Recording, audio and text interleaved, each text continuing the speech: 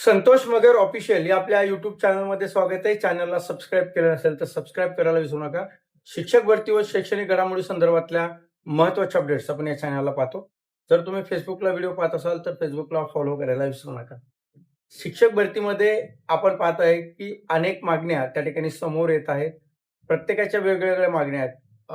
त्या मागण्या मंत्रालय स्तरावर असेल, आयुक्त कार्यालयामध्ये असतील, अनेक जण आपल्या परीने प्रयत्न करताना त्या ठिकाणी दिसत आहेत.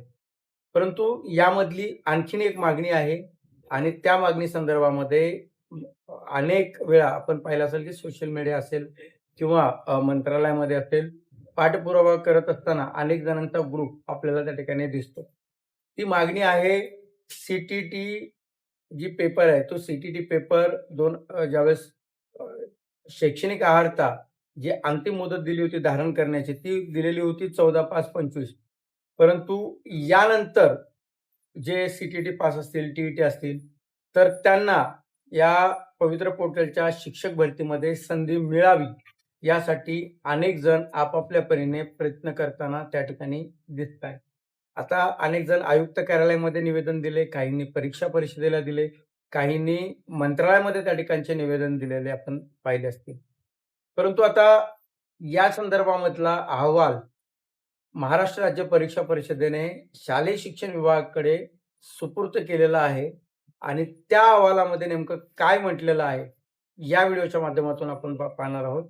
म्हणजे त्यांना संधी मिळाली आहे, की त्यांना संधी देण्यात आली नाही, या अहवालामध्ये स्पष्टपणे सांगितलेलं आहे. त्यामुळे अनेक जण या संदर्भामध्ये जे आस लावून बसलेले होते, त्यांना ही जे काही अहवाल त्या ठिकाणी गेलेला आहे, तर या अहवालानुसार आता पुढे त्यांचं काय होणार आहे, यामध्ये स्पष्टपणे सांगितलेलं आहे.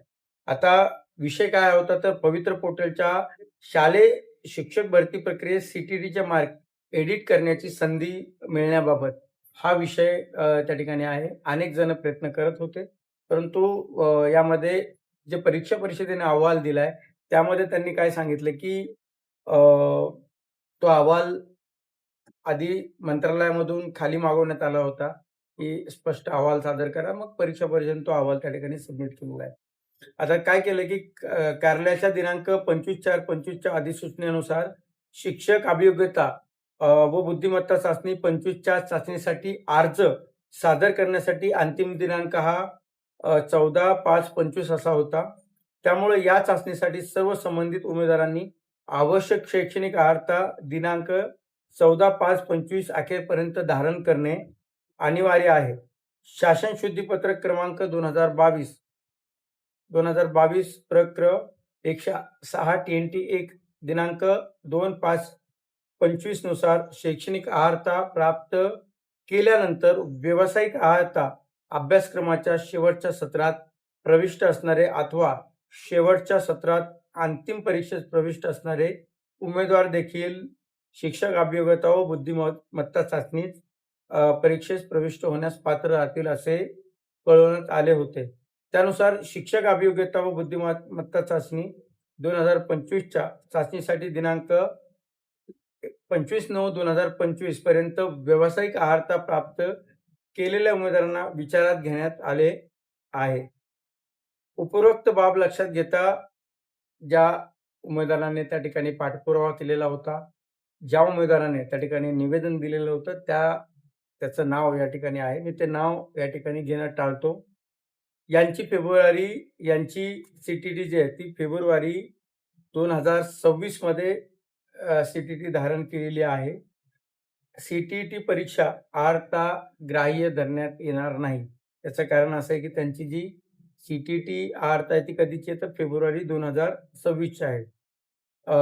वरीलप्रमाणे अहवाल संदर्भ दिनपत्राच्या अनुषंगाने सविनय सादर करण्यात येत आहे. म्हणजे अहवाल हा त्या ठिकाणी सादर झालेला आहे आणि त्यामध्ये स्पष्टपणे सांगितलेलं आहे, की जे 14/9/2025 सॉरी 25/9/2025 ही जी तारीख त्या ठिकाणी दिलेली आहे. यानंतर जर तुमची टी-ई-टी असेल, तुमची सी-टी-टी असेल, तर अशा उमेदवारांना भरती प्रक्रियेमध्ये समाविष्ट होता येणार नाही. त्यांना एडिट करण्याची संधी त्या ठिकाणी देता येणार नाही किंवा दिली जाणार नाही. या अहवालातून हे स्पष्ट होतं.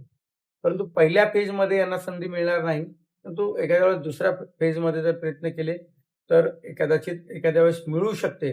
परंतु आता पहिल्या फेजमध्ये यांना संधी मिळणं तसं खूप मुश्किल आहे आणि ते आता अहवाल सादर झालेला आहे आणि याबाबतचा निर्णय परीक्षा परिषदेने सुद्धा त्या ठिकाणी घेतला आणि तो मंत्रालयाला कळवण्यात आलेला आहे. त्यामुळे जे उमेदवार याला पाठपुरावा करत असतील त्यांच्यासाठीचा हा महत्त्वाचा व्हिडिओ होता.